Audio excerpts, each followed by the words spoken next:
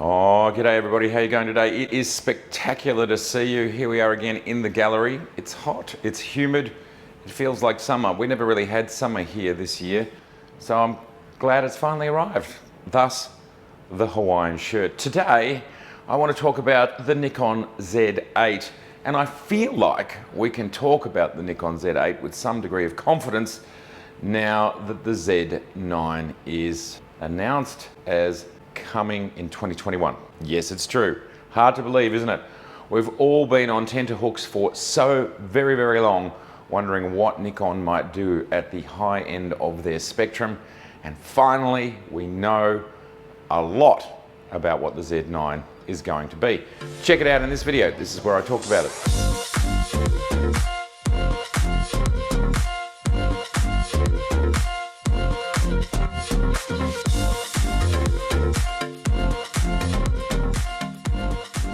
So the Z8, wow. I think we can confidently say that the Z8 is probably going to be the D850's next step.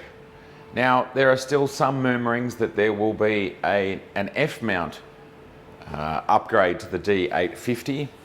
I'm not sure whether I think that's going to happen or not, but some people are still talking about it. I think the mirrorless Z8 will fit a spot even above that. From my perspective, what's most likely to happen is something in the vicinity of 60 megapixels in a body which is a similar size to the Z6, the Z7 and the Z5.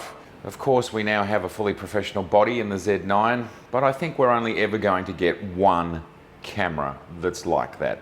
The bleeding end, high-end camera. Let's talk about that sensor. There are now rumors that Canon, with their R1, and it's funny how these things are moving around, but the R1 is going to have something like 83 megapixels. 83 megapixels. Now, I've asked this question before and I can ask it again.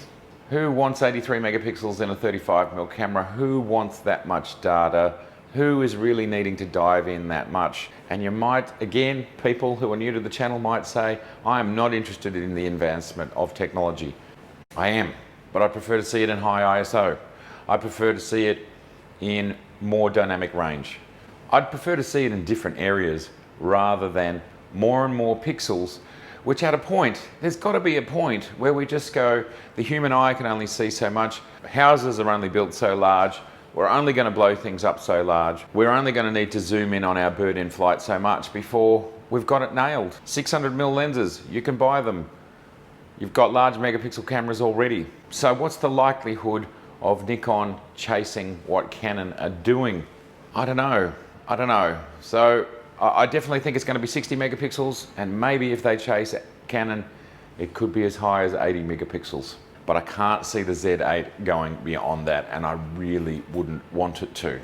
Next is frame rates. Well, frame rates, again, with this camera, they're talking about 20 frames per second in the Canon at 83 megapixels, and they're talking about 21 megapixels, 40 frames per second. Who wants to go through that many images?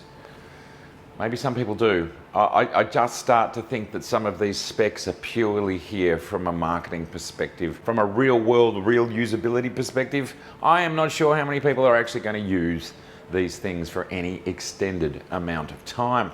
So the Z8, potentially 60 megapixels, potentially 20 frames per second. I think it goes without saying it'll probably have 8K capabilities. And I think it goes without saying that Nikon, as it's probably coming after the Z9, will put its high-end autofocus system in it, because that is simply what everybody expects today. What else do we need to know about the Z8? I can imagine it's probably going to continue to use the same battery, which is the ENEL-C. Maybe if it comes out next year, it'll be an ENEL-D, but I very much doubt that. I'm sure there'll be extended grips. Maybe they'll do the D850 style grip, where there are pins on the bottom of the camera in order for you to be able to pin the grip in, so you still have a battery in the grip. This seems to be a better idea than the way that things are done in the Z6 and the Z7. I have wondered why Nikon have changed the way they did it, and the best thought I can have is it's more expensive and it's harder to weather seal the more things you put on the edge of the camera, on the outside, that go from the inside to the outside. So if you store those points inside the handle, then it works better that way. Perhaps they need to work out a way of making it large enough in there for the grip to go up and the contacts to touch, as well as putting a battery in there as well. They could have the best of both worlds. That would be possible.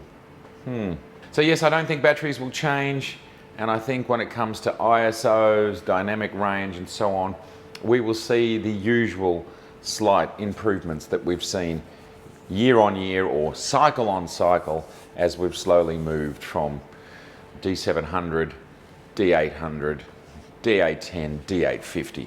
With the Z9 imminent and the Z8 probably coming not long after that, we will see more F-mount users moving to the Z.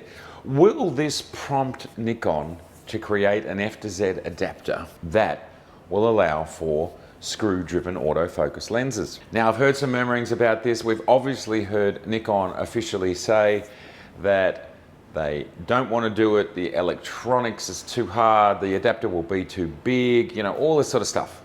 And the reality is, I think I pretty much agree with Tom Hogan that this is something that Nikon could do, absolutely.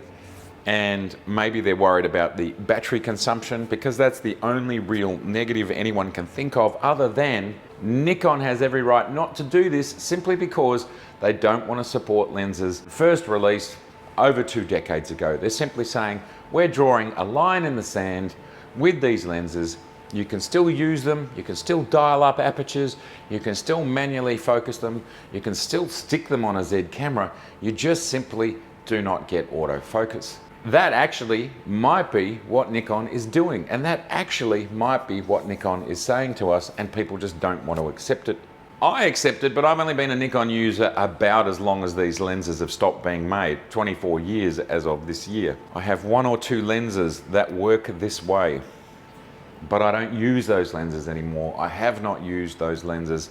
Probably the last time I actually used one of them was something like 2008, which was a 80-400 zoom, I think. Will Nikon do this? Will they create this adapter? Lots and lots of people want it. Nikon have said they don't really want to do it, it's not a priority. The real reasons are, I think, is because they just want people to buy new lenses.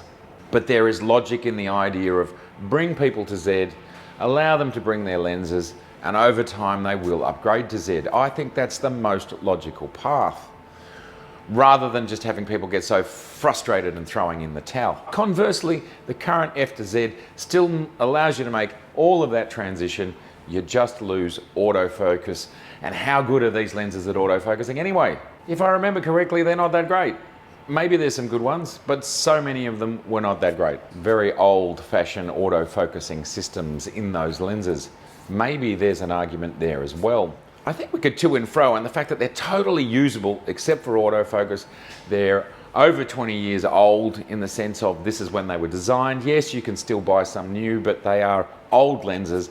I don't know how many people are actually buying these lenses new anymore. Anybody who buys a lens secondhand that came out 2 decades ago has got to come with an expectation that it might not keep running with all of its functionality. Or has Nikon spoilt us by giving us backwards compatibility all the way up until the D780, which came out just last year with these lenses? Yeah, we've been spoiled. We have. There's over 50 years of one mount working with pretty much everything, give or take, the odd camera and the odd lens. But you know what I'm saying. Personally, I feel pretty chuffed that the majority of my F-mount lenses work absolutely seamlessly with the F to Z adapter. And I'm not one of these people who have a large collection of screw-focused lenses. I'd love to know in the comments below. And why don't I put up a poll as well of people who need it versus people who don't need it at all. So check out the link in the comments below and please vote in that poll. Do you require an adapter that allows you to use the old screw-driven autofocus lenses? Do you want that? Would you be prepared to pay, say, $400, $300 US for it? Let me know in the comments, let me know in the poll below.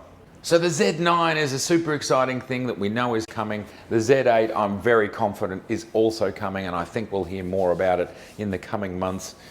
And I do think as soon as March is over, we will start to get a slew of announcements in regards to all these lenses that everybody's waiting for. Yes, the Z9 needs a good 400 or 600mm lens. It needs the 100 to 400. It needs the 200 to 600.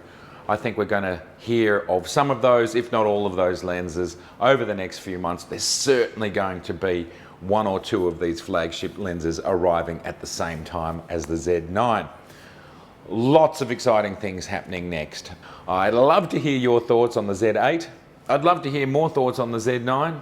I'd love to hear what lenses would you like to see coupled with the Z9. And don't forget the poll if you can vote.